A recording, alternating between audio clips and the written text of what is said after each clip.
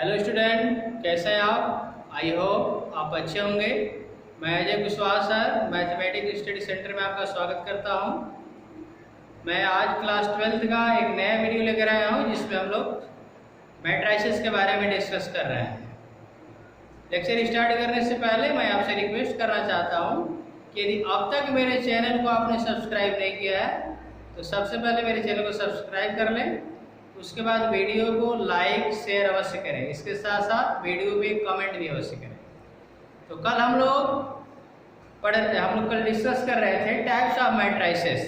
तो types of matrices में मैंने आपको row matrix, column matrix, square matrix, diagonal matrix, scalar matrix and identity matrix पर कल मैंने डिस्कस किया था। आज मैं 3 और मैट्रिक्स पे डिस्कस करूंगा। नल मैट्रिक्स या उसको जीरो मैट्रिक्स बोलेंगे। उसके बाद अपर triangular matrix, lower triangular matrix हम लोग डिस्कस करेंगे। तो चलिए हम सबसे पहले आपको बता रहे हैं नल मैट्रिक्स। नल मैट्रिक्स या इसको आप जीरो मैट्रिक्स ही बोलते हो, जीरो मैट्रिक्स। तो नल मैट्रिक्स या जीरो मैट्रिक्स क्या होगा? तो आप ये कह सकते हैं कि वह मैट्रिक्स जिसके सभी एलिमेंट जीरो। एक ऐसा मैट्रिक्स जिसके सभी एलिमेंट क्या हो जाए? जीरो, उसी को हम क्या बोलेंगे? Null matrix. तो हमें इसका डेफिनेशन लिख रहा है, ए मैट्रिक्स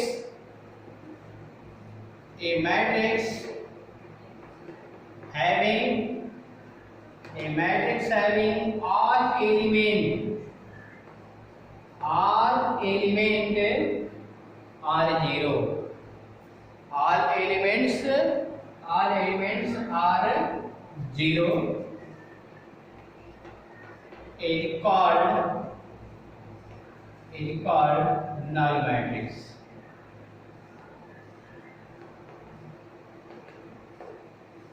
यदि एक मैट्रिक्स के सभी एलिमेंट जीरो हो जाए तो उस मैट्रिक्स को हम नल मैट्रिक्स कहेंगे। फॉर एग्जांपल A इक्वल 0 0 0 0, ये जो मेरी मैट्रिक्स है 2 by 2 ऑर्डर की जीरो मैट्रिक्स बोली जाएगी। और भी आप ले सकते हो 0 0 0 0 0 0 0, ये मेरा 3 by 3 ऑर्डर का जीरो मैट्रिक्स बोला जाएगा। नल मैट्रिक्स को हम इस सिंबल से डिनोट कर देते हैं। ये मेरा सिंबल है, इसी सिंबल से हम नल मैट्रिक्स को डिनोट करेंगे। अब मैं डिस्कस करने जा रहा हूं upper triangular matrix.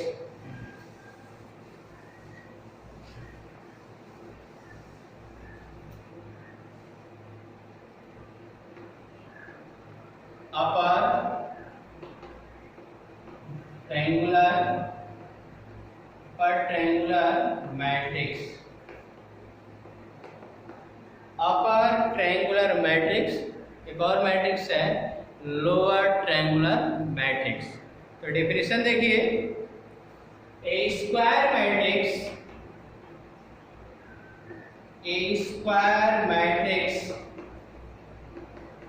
A is equal to IJ. A square matrix A is equal to AIJ is called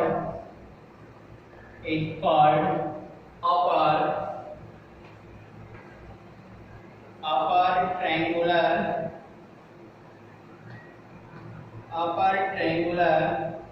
matrix if Aij is equal to 0 for all I greater than j।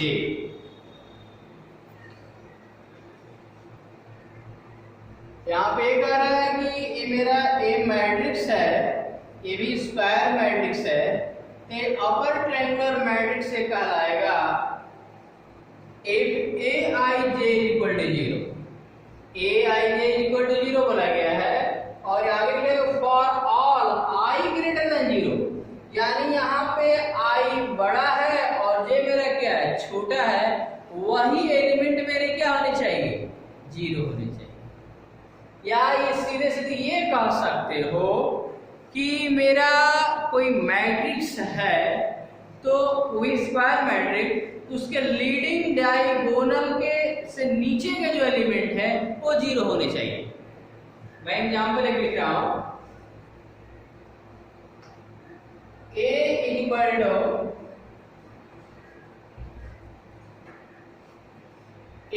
Equal to आपका 1 2 3 0 5 4 0 0 7। तो ये मेरा square matrix है 3x3 order का। ये देखो ये मेरा लीडिंग डायगोनल है, तो लीडिंग डायगोनल से नीचे के एलिमेंट क्या होने चाहिए, 0 होने चाहिए। यानी अपर ट्रायंगुलर मैट्रिक्स में लीडिंग डायगोनल और लीडिंग डायगोनल के ऊपर के सभी एलिमेंट नॉन 0 होने चाहिए। लीडिंग डायगोनल के एलिमेंट 0 होने चाहिए। लीडिंग डायगोनल नीचे के आप इसको आप किस तरह कर सकते हो, A11 A12 A13 A21 A22 A23 A31 A32 A33। तब यहां से आप डिफिनीशन में देख लीजिए, आपने क्या लिखा है, Aij equal to 0 for all I greater than 0। I बड़ा होगा इसलिए बड़ा, यहाँ पे क्या है, A11 में I और J इक्वल है, A12 में I छोटा है J से, A13 में I छोटा है J से।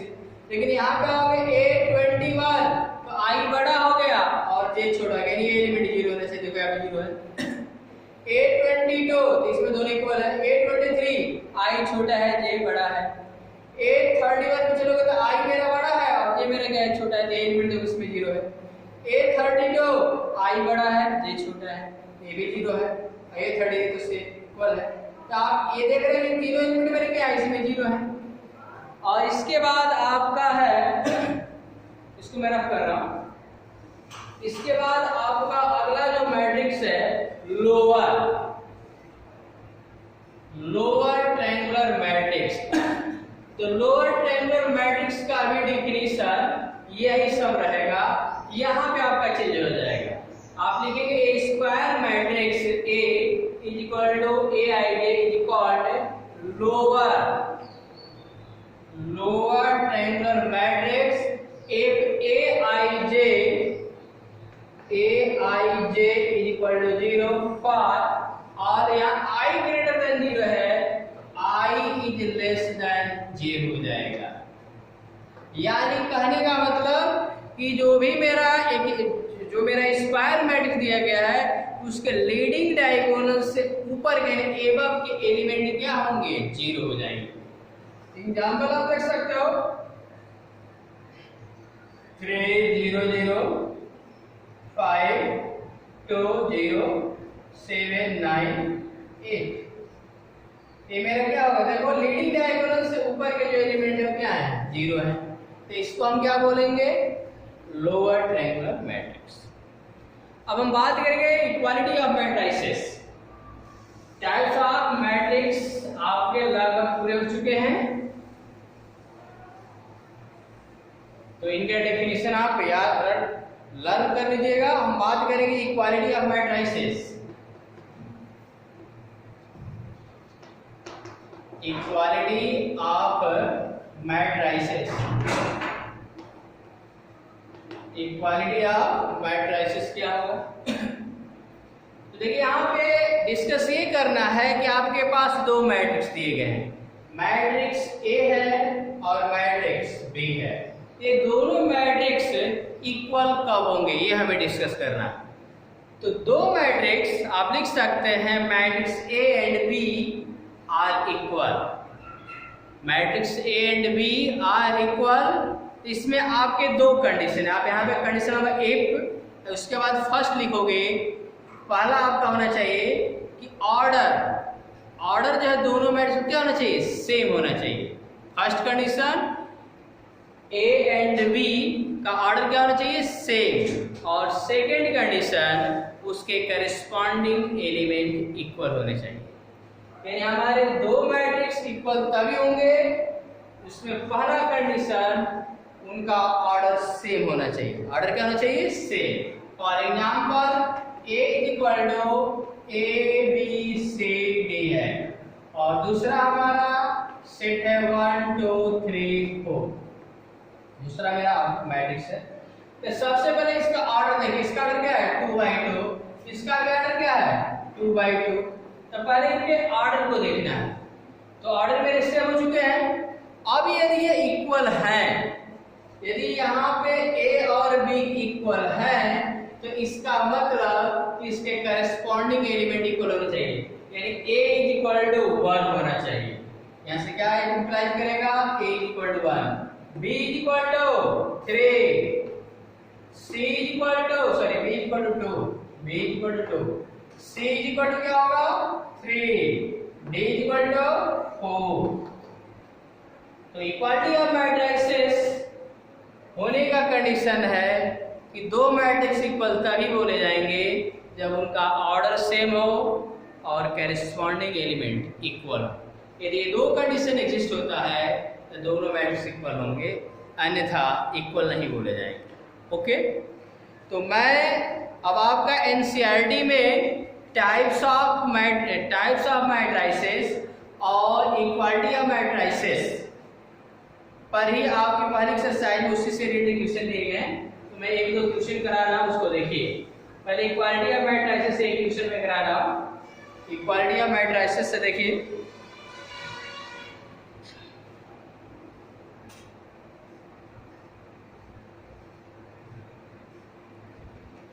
इसमें आपका है find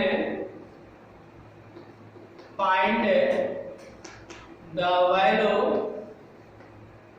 value of x and y, find the value of x and y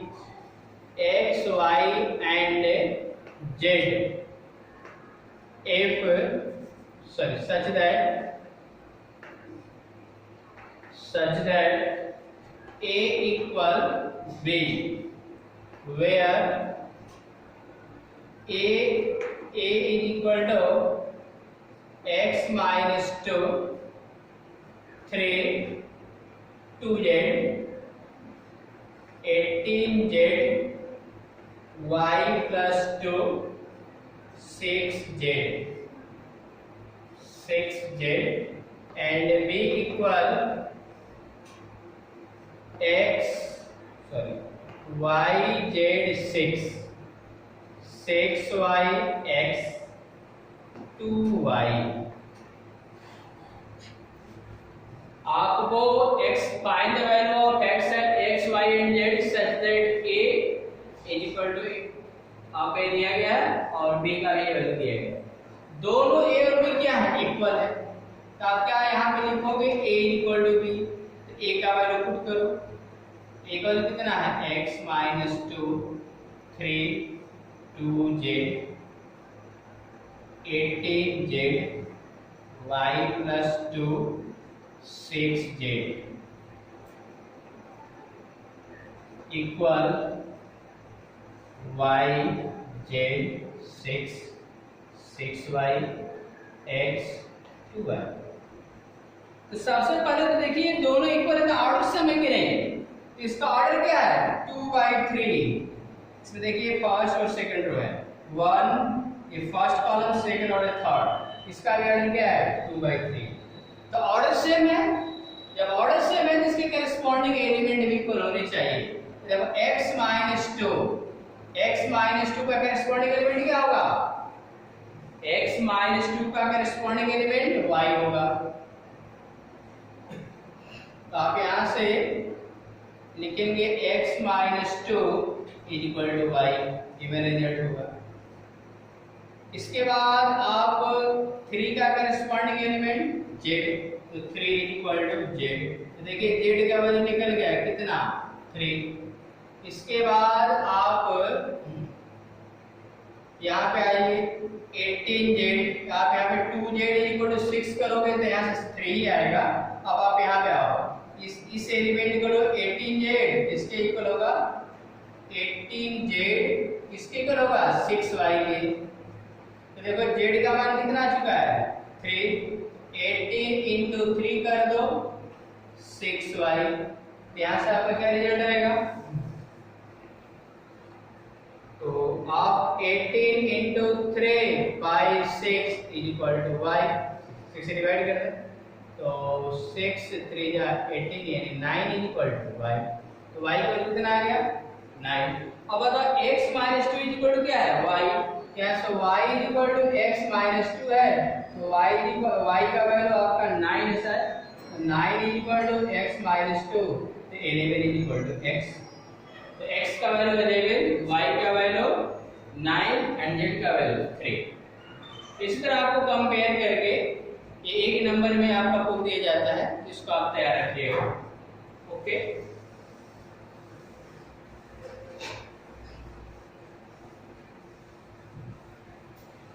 इसके बाद हम डिस्कस करेंगे आपका एनसीईआरटी का सेकेंड क्वेश्चन हम डिस्कस करेंगे। पहले क्वेश्चन में तो एक आपका मैट्रिक्स दिया गया है, उसका ऑर्डर पूछा गया है, उसमें नंबर ऑफ एलिमेंट पूछे गए तो आप निकाल लेंगे।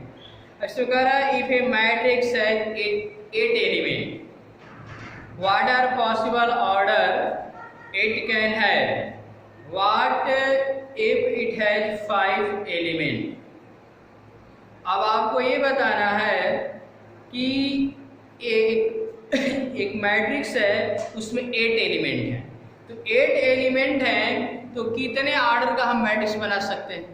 तो ये बताओ 8 एलिमेंट है तो उसमें 1 रो ले लें, जैसे आपका 1 2 3 4 5 6 7 8, यही मान के 8 एलिमेंट है। यहाँ से आप क्या इसको एक रो में लिख दिए तो 1 into 8, इसमें आपके 8 कॉलम हो जाएंगे। इसी तरह हमारा क्या आएगा 8 into 1, यानी आप इसको ऐसे 1 2 3 4 5 6 7 8, एक मेरा कॉलम हो गया, एक कॉलम होगा तो आपका 8 रो हो जाएगा 8 into 1। इसी तरह आप चाहेंगे तो आप 2 into 4 करो, 4 तो 8 एलिमेंट होंगे ना, तो आप दो रो ले सकते हो और 4 कॉलम, कि आप 4 रो ले लो और 2 कॉलम। यही मेरा पॉसिबल है और संभव नहीं है। इसके बाद इसमें कह रहा है कि इफ इट है 5 एलिमेंट, यदि 5 एलिमेंट लिए जाए तो कितने तरह के मैट्रिक्स संभव है। तो 5 एलिमेंट लेते हो, ये मान लो इसमें 5 एलिमेंट है, मैंने 1 से लेकर 5 लिया, तो 1 into 5 कर लोगे, या 1 2 3 4 5, इसका ऑर्डर क्या होगा 5 into 1। और दो नंबर, ये बताओ ऐसे दो नंबरों का मल्टीप्लाई करें कि आपका 5 आ जाए। तो इंटीजर की हम बात कर रहे हैं, 2.5 2 से मल्टीप्लाई करोगे तो 5 आएगा, लेकिन हम ऐसे दो नंबर लें जिनका मल्टीप्लाई करें 5 आएगा। तो 1 और 5 का 1 और 5 का अलावा कोई नंबर नहीं हो सकता, यानी 5 एलिमेंट होंगे तो दो ही तरह के मैट्रिक्स बनेंगे, 1 into 5 और 5 into 1। उसके बाद मैंने कल एक वो भी बताया था, आपका सपोज कर लीजिए aij equal i plus j का पावर 2 है बाई 2। अब इसमें आपको 2/2 ऑर्डर का मैट्रिक्स फाइंड करना है। तो आप क्या करोगे, पहले मैट्रिक्स लिखोगे 2/2 ऑर्डर का, इसमें 2 रो और 2 column, A11 A12 A21 A22। कल मैंने बताया था, एक क्वेश्चन और बता दे रहा हूँ। तो आपको A11 A12 A21 A22 चाहिए, जिसमें आप रखिए वैल्यू A11 I की जगह पे आप 1 कर दो, J की जगह पे 1 कर दो, क्या आएगा 1 + 1 का पावर 2 क्या आएगा 2 का स्क्वायर करोगे 4 है, 2 से डिवाइड 3 आएगा। 12 करो तो I की जगह पे 1 पुट करें, J की जगह पे 2, इसका पावर 2/2। तो 2 और 1 3, 3 का स्क्वायर 9, 9/2 आएगा। A21 की बात करेंगे, A21 तो I की जगह पे 2 आ, A की जगह पे 1/2, ये भी मेरा क्या आएगा 9/2। A22 कर लो, I और J का वैल्यू 2 है तो 2 + 2 और 2/2 यानी 4 होगा, यानी 16/2 यानी क्या आएगा 8। तो मेरा मैट्रिक्स क्या हो जाएगा, A11 का वैल्यू कितना है 2, A12 9/2, A21 9/2 और A22 8। यही मेरा मैट्रिक्स है। तो आपका एनसीईआरटी की जो पहली 3.1 जो एक्सरसाइज है, इसी तरह के क्वेश्चनों को करना है, आप करने का प्रयास कीजिएगा। मैं अब आपको बता रहा हूँ addition of matrices. Addition of matrices को कैसे करेंगे उसको देखिए।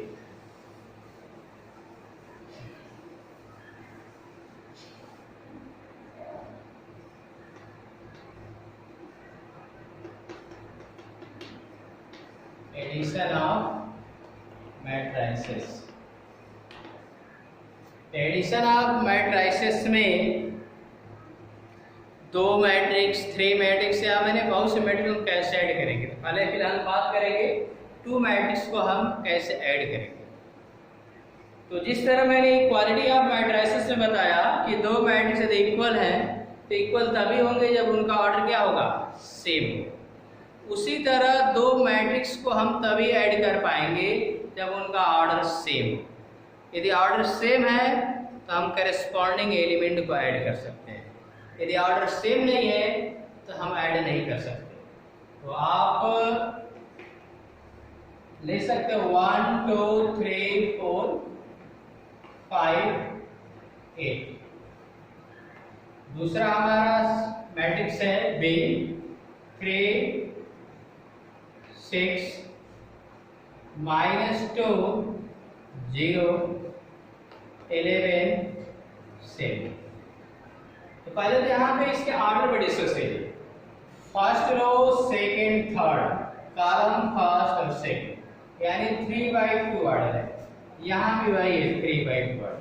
तो दोनों का ऑर्डर सेम है, इस मैट्रिक्स को हम जोड़ सकते हैं। इस मैट्रिक्स हम क्या कर सकते हैं, जोड़ सकते हैं। तो मैट्रिक्स को जोड़ने का मतलब या ऐड करने का मतलब है जिसके करेस्पॉन्डिंग एलिमेंट को ऐड करेंगे। तो 1 का करेस्पॉन्डिंग एलिमेंट क्या होगा 3, तो 1 में 3 को ऐड कीजिए यानी 1 + 3 कर देंगे। 2 का करेस्पॉन्डिंग एलिमेंट 6, तो 2 + 6। 3 का करेस्पॉन्डिंग एलिमेंट -2, तो 3 - 2। 4 का करेस्पॉन्डिंग एलिमेंट 0, तो 4 + 0 करेंगे। 5 का करेस्पॉन्डिंग एलिमेंट 11, तो 5 + 11। 8 का करेस्पॉन्डिंग एलिमेंट 7, तो 8 + 7। इन्हीं को ऐड कर देना है। तो क्या आएगा आपका 4 8 1 4 16 15। यही मेरा एडिशन ऑफ मैट्रिसेस का है। यदि यहाँ पे हम सब्ट्रैक्शन की भी यदि बात कर रहे हैं, addition of matrices, subtraction of matrices में हम यही बात कर रहे हैं। Subtraction of matrices. तो सब्ट्रैक्शन ऑफ मैट्रिसेस की बात करें तो A में से हम E को सब्ट्रैक्ट करते हैं। यहाँ पर भी यही रूल है, 2 मैट्रिक्स का हम सब्ट्रैक्शन तभी करेंगे जब ऑर्डर सेम है। तो ऑर्डर इन दोनों का सेम है, तो जब आप सब्ट्रैक्ट करोगे तो करेस्पॉन्डिंग एलिमेंट में से हम करेस्पॉन्डिंग एलिमेंट को माइनस कर देंगे। तो 1 का करेस्पॉन्डिंग एलिमेंट 3 है, तो 1 - 3 करेंगे। 2 का करेस्पॉन्डिंग एलिमेंट 6 है, तो 2 - 6 करोगे। 3 का करेस्पॉन्डिंग एलिमेंट -2, तो 3 अब माइनस माइनस क्या हो जाएगा, +2 हो जाएगा। तो यहाँ माइनस सिंबल लगेगा ना, और 4 - 0, ये 5 - 11 करेंगे और 8 - 7 आप करेंगे। तो क्या आएगा -2 -4 5 4 -6 1। ये मेरा सब्ट्रैक्शन ऑफ मैट्रिसेस है। अब आपको इसमें पढ़ना है properties of matrix addition. Properties of matrix addition. तो इसमें मैं ज़्यादा समय नहीं लूँगा क्योंकि उसको आप जानते ही हैं। आप natural number, integers, whole number ये पढ़े होंगे। तो वहाँ पे आपको बताया गया होगा कि दो नेचुरल नंबर को हम ऐड करें या दो इंटीजर को ऐड करें तो इंटीजर आता है। तो उसको यदि दो नेचुरल नंबर को जोड़े नेचुरल नंबर आता है तो हम बोलते हैं कि वो क्लोजर प्रॉपर्टी को एग्जिस्ट कर रहा है। उसी तरह दो मैट्रिक्स को हम ऐड करें, अभी मैंने ए और बी मैट्रिक्स को ऐड किया था कि मैट्रिक्स मिला था कि नहीं मिला था। तो दो मैट्रिक्स को ऐड करेंगे तो मैट्रिक्स ही मिलेगा, यानी दो मैट्रिक्स का एडिशन क्लोजर प्रॉपर्टी को एग्जिस्ट करता है। उसी तरह आपने कॉम्यूटेटिव लॉ पढ़ा होगा, 3 + 5 = 5 + 3, यानी दो नंबर को ऐड कर रहे हैं तो उसके ऑर्डर को, क्रमों को चेंज करें तो उसका जो रिजल्टेंट होगा उसमें कोई चेंजिंग नहीं होता है।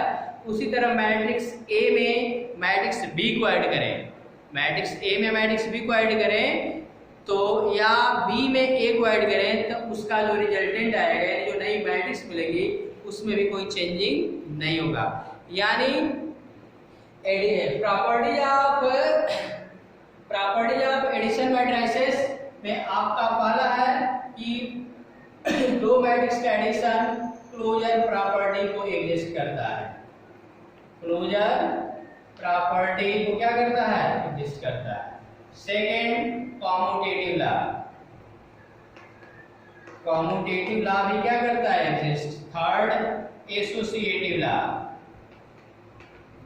एसोसिएटिव लॉ, ये भी आपका कॉम्यूटेटिव लॉ एग्जिस्ट होगा।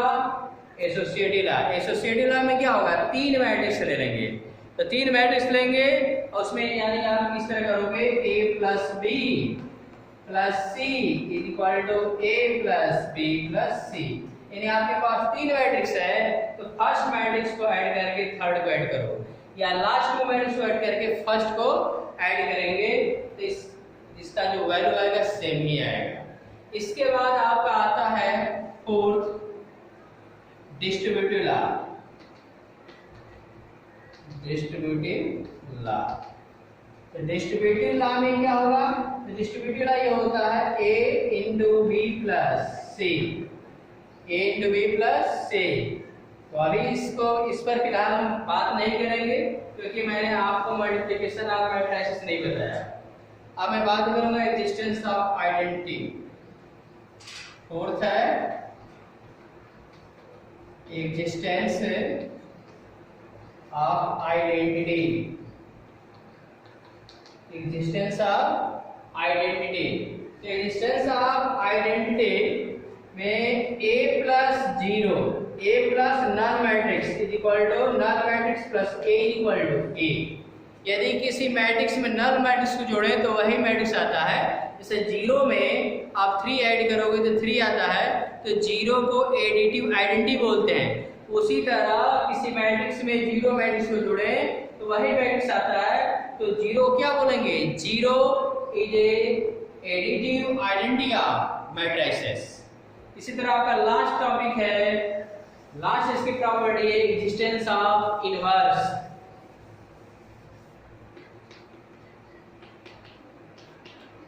Existence of inverse. Existence of inverse में ए मेरा कोई मैट्रिक्स है तो a + -a = 0। जैसे आपसे पूछा जाता है कि 3 मेरा इंटीजर है, इसके एडिटिव इनवर्स बताइए, तो उसका साइन क्या करते हैं? चेंज करते हैं और इन दोनों को जोड़ देते हैं। 3 + -3, रिजल्ट मेरा क्या आता है? 0, यानी एडिटिव आइडेंटिटी आता है। उसी तरह यदि मेरा कोई मैट्रिक्स है उसमें हम क्या करें? उसका साइन चेंज कर दें, यानी माइनस कर दें, तो उसको जोड़ेंगे तो जो वैल्यू आएगा वो नल मैट्रिक्स आएगा। यानी कोई भी मैट्रिक्स दिया गया है और उसका एग्जिस्टेंस ऑफ इनवर्स फाइंड करना है या एडिटिव इनवर्स फाइंड करना है तो उसमें माइनस का सिंबल है। तो मैं अगले वीडियो में डिस्कस करूंगा एक मैट्रिक्स में स्केलर से हम कैसे मल्टीप्लाई करेंगे या दो मैट्रिक्स का मल्टीप्लिकेशन हम कैसे करेंगे नेक्स्ट वीडियो में डिस्कस करेंगे। तो मैं अपने वीडियो को यहीं पे एंड कर रहा हूँ। ओके।